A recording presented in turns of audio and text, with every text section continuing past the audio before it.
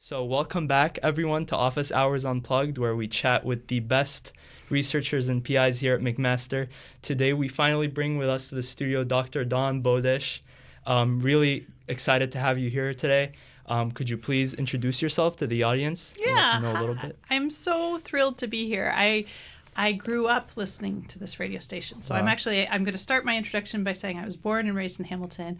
And when I was a teenager, I used to listen to CFMU all the time. So my name is Dawn Bowdish. I'm a professor of immunology in the Department of Medicine and the executive director of the Firestone Institute for Respiratory Health. My research focuses on the aging immune system, respiratory infections, the microbiome, and vaccinations.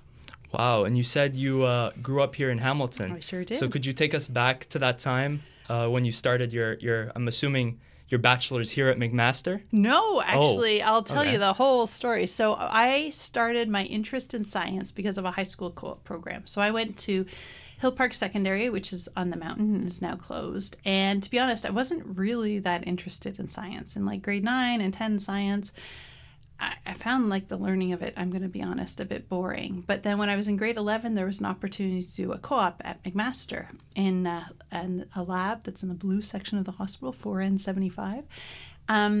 And someone said to me, only the best students get to join the co-op program, so I don't think you'll get into it. And so, of course, that made me want to do it more than anything else in the world. And I got into the co-op program, and I was really lucky because every day I would take the bus down from Hill Park to Mac, and I would spend the afternoon doing research in the research labs. The PI was Dr. E. Daniel, and he was just, so wonderful to open up his lab to students like me, because when I got there, I realized this was life for me. This was the life for me. Wow. I absolutely loved research. And then I was also a bit of a stroppy teenager. In the 90s, we were like pretty angry all the time. So I had told my parents that I was moving away from Hamilton and I was going to move away for my university. But I didn't actually go that far. I only went to Guelph. But Guelph had the most incredible microbiology program, just so incredible. And that's when I decided infectious disease was where it's at. That's what I wanted to do. So I went to Guelph, and then after that I went to Vancouver for my PhD, and then I did my postdoctoral training in England, and then I came back here. Wow.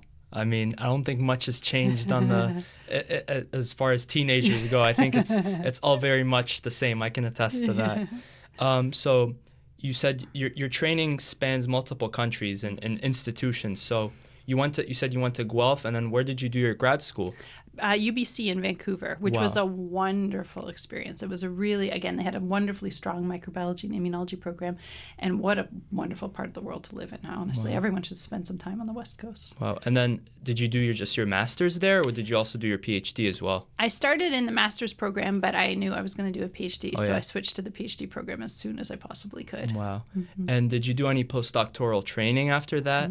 Was that also in the same vein of research? Yeah, my postdoc, I finished my PhD in 2005, and between 2000 and 2005 was like this golden era of discovery in innate immunity. There was so many things being discovered, and one of the major things that were discovered were these bacterial sensors called the toll-like receptors or the nod-like receptors or whatever, and everyone was like, which one are you going to do your postdoc on? And I had this experience that I had the fortune to work with a pediatric infectious disease specialist and do a little side project during my PhD, working on a patient who got recurrent infections. And it really got me interested in what were the most ancient features of the immune response, because those must be the most important. And I got really interested in the process of phagocytosis. So that's like eating. Immune cells basically eating. And so when I was looking at labs in the UK, my future postdoc supervisor said to me, Dawn, I have these receptors you're going to be really interested in. They're conserved from amoebas to humans. And I was like, stop right there. You had me at amoebas. If it's that evolutionary ancient, it must be really important. So I did my postdoctoral training on macrophage phagocytosis and recognizing bacteria. Wow. And then after that you went straight to McMaster, or was there any detours there? Yeah, I had this incredible experience. So this is, for all your listeners, this is why it's so important to keep in touch with your undergraduate thesis supervisor. because I had done at Guelph an undergraduate thesis project with incredible Professor Joe Lamb and his postdoctoral fellow, Laurie Burrows, who you may recognize. Oh, yeah. And he and I had kept in touch over the years. At the end of my postdoc, there was a conference I wanted to come back to in Canada because I needed to start networking and meeting people and learning about faculty positions and that sort of thing. And I ran into him at the conference and he said, Dawn, why don't you come out for dinner with us tonight? And so there was me, this little baby postdoc with like every chair of a microbiology and immunology department across the country. So me and all these people. And I was sitting right beside Dr. Jerry Wright, who was at the time and until recently the director of our Institute of Infectious Disease. So I got talking to him about my research, my project, and he said, you should come and check us out at McMaster. And so I came and I spent 2 days here meeting people. And I said to him at the end, like, this is the place for me. This is where I belong. And I'm very sheepish that I told my parents I would never go here because this was just this incredible brain trust of people who are doing infectious disease research, and the camaraderie came through and the collegiality and the ambition. And I just knew that this was the place for me. And I am so, so glad that has happened. And here I am. Wow. And if you could just look back to your academic path leading up to now, what would you say has been the most challenging part of it for you? I mean, was it the research? Was it anything you encountered in one of your projects? Yeah, my postdoc was a bit of a disaster, actually. It was a bit of a hot mess, if I'm honest with you. So the, one of the reagents I was using didn't work, and it took months to figure that out, and I only had 3 years to do my postdoctoral fellowship, and so getting the papers out and getting the research done was extremely stressful. And there was something I'd spent 10 months working on only to find it was like an artifact. And so my postdoc was like most people describe that as the most liberating time of their career, but that was a very, very stressful time for me. But it did make me be creative and think about other avenues to find ways to publish my research. And failure sets you up for success. Oh yeah, it really does. Yeah. Mm-hmm. And kind of going from that experience into your McMaster faculty position, did you start your research group right away? I'm assuming they gave you the funding for that. What was sort of your vision going into that? I mean, what did you bring from all your previous research, and what was something new that you were trying to look at? Well, my whole career, everything good that's ever happened to me has been through conversations with people and finding people who I really relate to. So when I came here, I had done my postdoctoral work on TB, but I had already set some processes in motion to start looking at bacterial pneumonia for various reasons. And so I was thinking about transitioning into doing some work in bacterial pneumonia. And then my institute director, Dr. Jerry Wright, introduced me to a clinician scientist named Jenny Johnstone. And I always say she was like the blonde version of me. She went to med school, I went to grad school, but, we were so in parallel in so many ways. And she was looking at the bacteria that causes bacterial pneumonia in nursing home residents in long-term care. And really that interaction with her and that conversation with her and that introduction, we immediately hit it off and started writing grants together. And there was just some magic chemistry there because the work we were doing was sort of interesting and novel enough that people were interested in it. So we started getting funding. And the more I started learning about aging, the more fascinated I began by the whole process. I mean, just the evolution of aging and both within us and as a species, what aging does to our immune system. It really was a niche that no one really was exploring. And that's when my career really took off. And it was all, I think, because of that introduction. Wow. And that's kind of how you, I guess, started out your lab. It was centered around aging, and then you kind of expanded into infectious disease, or was it always sort of? It was more the opposite. More I had some background in infectious disease and bacterial recognition by the immune system and stuff like that. And then my interaction with Jenny Johnstone got me into the aging field. And then it really just exploded, and I started to be able to get grants and funding in a way that I hadn't been previously. So it was magic, and I'm so grateful. And what have you learned from, I guess, age-associated infections and stuff? What are some takeaways that you've managed to accrue throughout the years of your research? My biggest takeaway is all our pop culture understandings of the aging immune system are very wrong. So if you ask anyone, if I say I'm doing aging research, people say, old people get sick because their immune systems don't work. Yeah. And that's sort of like what I call our pop culture understanding. And it's it's reasonable that we think like that because we know that older adults do get more infections. But in fact, the immune system is constantly being remodeled by every exposure we have. And some of the things the aging immune system does better than the young immune system. And other things it does differently or not as well. And so it's important to really tease out what the immune system does and does not do, because I found during the COVID pandemic, it has major policy implications. If our governmental agencies who are trying to make decisions about vaccines and infectious disease control believe that there's absolutely nothing that can be done to keep an old person from getting sick, they make very different decisions than if they have a more fulsome understanding of how the aging immune system works. Yeah. And what kind of policy decisions do you think that your work should inspire, sort of? Well, I think one of the biggest things is people really have underfunded long-term care. And in Canada, we don't treat long-term care like it's like we don't have the same infectious disease rules as we do for hospitals. And that is probably reasonable because these are homes, not hospitals.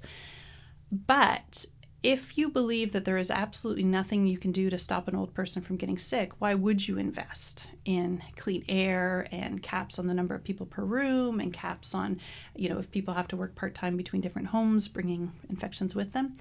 If you acknowledge that the majority of infections in long-term care are caused by the structure of the long-term care and the staffing, you would make very, very different decisions. So if people wanted to blame the aging immune system for all that went wrong, but in fact it was as a scapegoat. It's the structural issues that were our biggest problem. Wow. And just kind of going a little bit into your science, you study a lot of stuff about vaccines and how they work in older adults.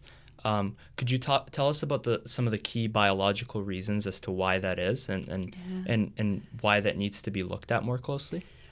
Well, infectious disease has both short-term and long-term health impacts. And one of the things that's been around and been known for decades is that when middle-aged or older adults are hospitalized for a serious infection, they have an increased risk of heart attacks, they have increased risks of dementia, they may lose their mobility, and we certainly don't have rehab services to accommodate them. So preventing infections in older adults isn't just important because it saves hospital burden or because of the acute infection. It's important because it gives them more years of healthy, independent living. And vaccines are a key part of that strategy. In Canada, we have goals that we want, 80% of people in vulnerable groups to get their flu shot. We've never once made that goal. But there would be a decrease in the burden of all those long-term health issues as well.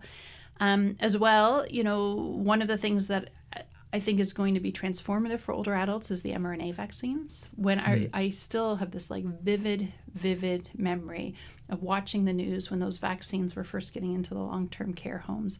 And at the time, I was doing a lot of science communication, so I was sort of, bracing myself for what I thought would happen, which would be the vaccines helped, but they wouldn't be completely able to protect people from infections because older adults generally don't respond quite as well to vaccines. And had this been a flu pandemic with flu vaccines, there would have been a lot of that. But in fact, the mRNA vaccines exceeded my expectations for how well a vaccine could work in an older adult. And although we had, changes in variants that sort of meant we're still playing catch up. Part of the course, yeah. At the time, they worked so much better than our conventional vaccines would have been reasonably expected to work. So it's such a huge success story and one I'm so excited about. Wow. And what do you think has been, I guess, the biggest barrier thus far for older people getting vaccinated? Because I know that's also something that you talk a lot about. Access, money. So our vaccine rules differ by province to province in Canada.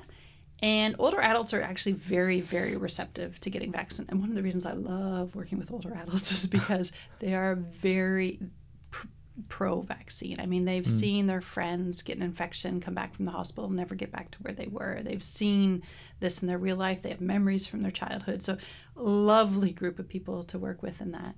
And when offered, they almost universally will accept vaccines. So we get to like 73% of older people over 65 getting their flu shot, which, it's not 80%, but it's pretty good. Yeah. But we have the family doctor crisis, which is a challenge. And it becomes even more of a challenge when we look at other vaccine types. So like the shingles vaccine, which is a great vaccine, every older adult should get it. Our national recommendations is adults over 50 get it, but the province of Ontario only pays for it between 65 and 70. So if you get your first shot in that time window, they don't pay for your second shot. And if you miss that, you don't get it at all. So I think access and to some degree knowledge or awareness of what vaccines are recommended are the biggest challenges. From what you're saying, it seems like really most of these, I guess, changes that need to be done are not really on the level of science. It's more so just policy, which is really upsetting because it's something that's very tangible and easy to change as opposed to what's already here.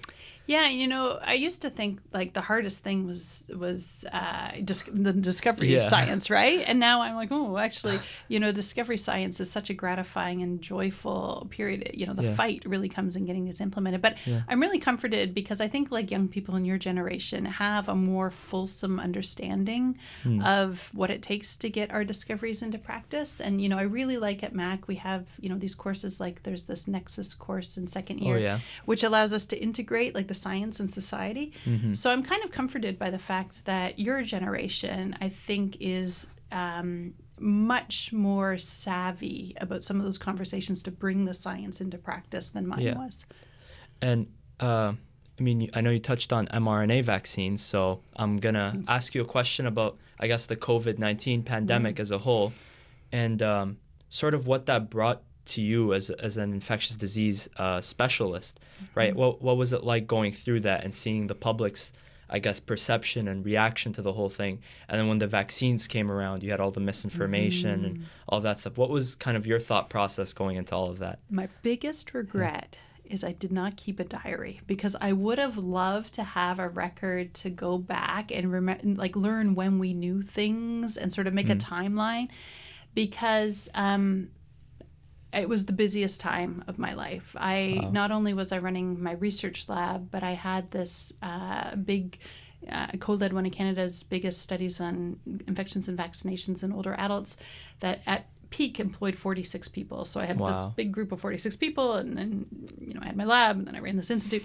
So I really wish I had a timeline of when we knew what we knew to look back on because it's all a bit of a blur. But for me, one of my neighbors said it best to me. He said, isn't it great that you are at the stage of your career and you have the experience that you have that you can help with this fight? And he was exactly right. Had I been 5 or 6 years earlier in my career, I wouldn't have built up the expertise and the lab expertise. The members of my lab wouldn't have been as well trained. And so, I'm grateful that my collective group was as well trained and ready for this as they could possibly have been and so committed to helping fight the good fight. And that, I had all my wonderful McMaster colleagues who we had these relationships with long-term care and retirement homes to build this study in. I could talk about it all day because it changed me. But if you had asked me at the beginning of the pandemic, what's the most important thing you can do, Dawn? I would have said the most important thing I can do is provide policymakers with good, accurate data as quickly as possible. And when you ask me now, I think that it was very important. But it was also really important for me to bear witness to the tragedy of the long-term care and to be able to share the stories of the people and the staff who were struggling and who had been ignored for decades, and to share how impactful this pandemic was and frankly is in their lives. And that's, those stories I'll carry with me till the end of time. And just kind of honing in on this, what do you think of all of this misinformation that has come up about the mRNA vaccine? Because I remember when it was, I guess, starting to get rolled out, I was actually very excited to see this new technology coming out, this new, I guess, breakthrough, so to speak. And then it was obviously immediately swarmed by people who would misconstrue it and change it. So I was wondering, what was your kind of take on it, and how do you think it would be best to tackle these kinds of issues? Yeah, it was... I still have these memories that are sort of burned in my mind. I remember the first time I saw someone on social media make this connection completely spurious, completely a lie, about the mRNA vaccines and fertility in teenagers. And I thought, oh, you evil genius. Because every parent on the planet wants to be a grandparent. Yeah. And if you plant like a seed of doubt that this vaccine is going to affect your baby's fertility, you're going to think long and hard because you want. And I thought, oh, you evil, evil genius. Like if there's one emotional heartstring to tug, that's it. So it was really dismaying about how quickly misinformation was spread. It was really dismaying how some bad actors really mobilized public opinion in a negative way. And I think there are lessons to be learned on both sides. I personally, I always say I did not spend the prettiest years of my life locked in a lab doing research 20 hours a day to save people money. My job is to make people healthier. My passion is. But I have to acknowledge that for some people, the risk benefit of like closing things down, having shutdowns, and getting kids out of school, they disagree with me. They feel like that was civil liberties were taken away in a way that was too extreme. So I hate the misinformation. I fight the misinformation. Sometimes I wish we could all just have a global timeout from social media, which made it so easy to spread. And I've recommitted to really following trusted sources of journalism and trying to get especially younger people who use more social media as their news source, to really recommit to relying on trusted sources of information. Yeah, I mean, I think now more than ever, it feels like misinformation has really, where before it used to be kind of at the bottom, now it's kind of spiraled up to the very mainstream. Yeah. I mean, like the kinds of things that you read and you see is just, like, how did this even happen, right? And there's been a couple of interesting studies too about this too that says that people are starting to distrust everything they see. It's not just that they believe misinformation, it's that they don't believe truth and they don't believe the misinformation. They don't believe anything they see. So it has this weird knock-on effect of making people trust their public health or governments or doctors or whatever less because they just don't believe anything they see. And again, I feel like that global timeout of the social media maybe is what we all need. We all need to go sit on the naughty step, I think. And kind of just going into, I guess, a little bit of what you do now, what is your lab kind of currently engaged in science-wise? What are some things you guys are looking at the moment that are kind of interesting? Yeah, we have a number of great projects in the lab right now. One of the ones that we're working on is understanding how the gut microbes contribute to unhealthy aging, frailty, and immune aging, which I think is really cool. We have another major project still working off all the blood that we collected during the COVID pandemic, trying to understand how the immune system protects against COVID infections in response to vaccine in older adults, and that's a major focus in the lab. And then we have a project that's taken me about 12 years to get to the point where we could get funding for it, where we're looking at post-pneumonia cognitive decline. So we have a mouse model where we infect the mice with pneumonia and we nurse them through the infection, and then we look at their brains a month or so later, and to try to understand these long-term health effects. And then in parallel, we do epidemiology studies in human populations to try to understand how much infectious disease is driving dementia. Wow. And do you think that it actually plays a core role? If you ask, here's my best guess. I reserve the right to be wrong. So this is based on the data that's sort of incoming. It looks like as we get older, we have these infections and we have these exaggerated inflammatory responses that take longer to disappear. And there's sort of a immune system brain connection. And so all that inflammation that's happening in the lungs or wherever the infection is communicates with the brain. It turns on its own inflammation profile. And it looks like after infections, older adults don't turn it off. So they have a lot of this lasting brain inflammation that impairs cognition and behavior and learning, all those things. So we're trying to figure out why that is. And it's, I might have to come back in 10 years because I think it's going to take a while for us to figure it out. That's how it goes. Yeah. Right? Exactly. And if you had to give sort of a pointer or a tip to anyone in the audience for how to take care of themselves and their immune system, what is something you would say for people as they age, how to take care of themselves? People always want it to be an easy fix, but unfortunately the data is pretty crystal clear. You got to exercise. You've got to eat a healthy Mediterranean-style diet if you're able, and unfortunately in this time of high food prices, not all of us are able. You need to socialize because humans are social animals, and loneliness actually triggers inflammation. You need to be a lifelong learner because your brain needs a workout. And you need to avoid smoking and don't drink too much. And those are, and control any health conditions you have. You know, if you have high blood pressure, control that. If you've got heart disease, control that. Wow. But there's no magic pill. There's no cheating. It's just good old healthy living. Oh, wow. That's, I think a lot of people wanted a more Me too. magic pill, right? Me too. I would rather not have to exercise if I'm honest. I would rather just watch TV all the time, but we have to do it. And that leads me to my I guess, ultimate question about your current research. What is a gap that you're kind of trying to address more going forward in the future? To be honest, the research that excites me the most is the most fundamental basic research. I really just love knowing how things work. And I really love taking like an evolutionary perspective, like understanding the evolution of the immune system, the evolution of even how our immune system changes over the course of our lives.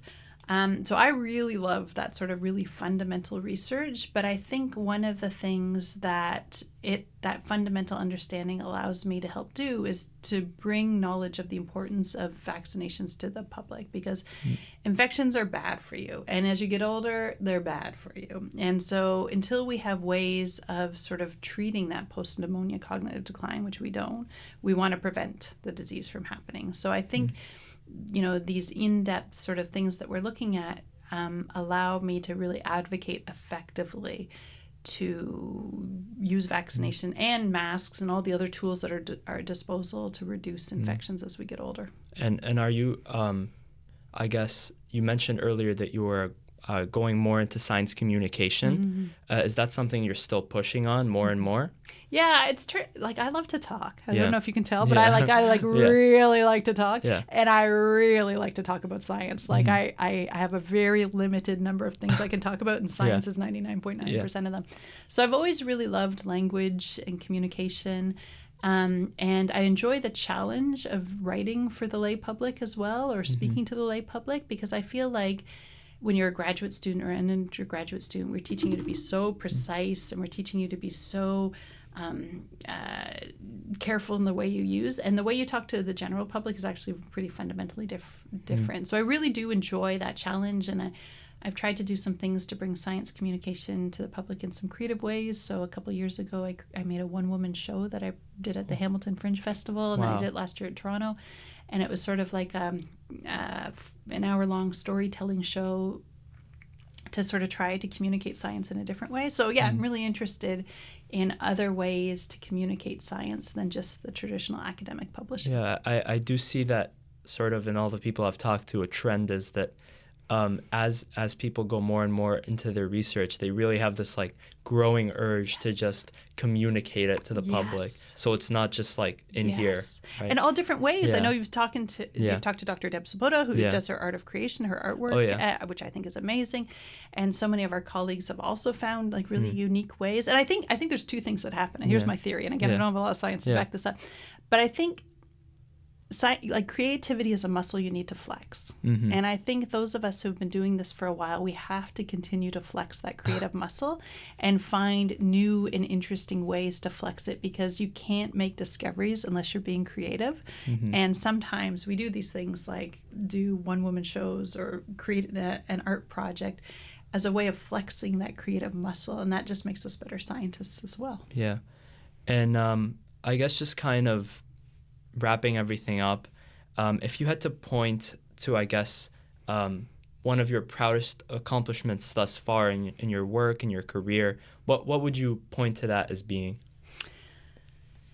I think I mean, the thing that brings me the most joy is my trainees. I mean, they just spark so much joy, and watching them go on and do such amazing things and move on. So I think collectively, my greatest joy is watching them go on and build their own careers and become these amazing leaders in whatever they are. So I find that sparks the most joy. I think the thing that will probably be in my obituary is that our research helped inform Ontario and Canada's vaccine policies, and the changes we were able to implement by getting data really quickly actually did have a quantitative difference in lives saved in older adults in Canada. Yeah. So I think that, but that, again, it's such a team effort that, I was just one of the many people who were contributing to that. So, but yeah, I think my trainees are the things that consistently spark the most joy in me. Yeah.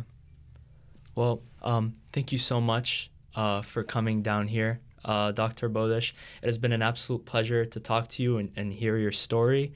I guess thank you to everyone listening. This has been Dr. Dawn Bowdish.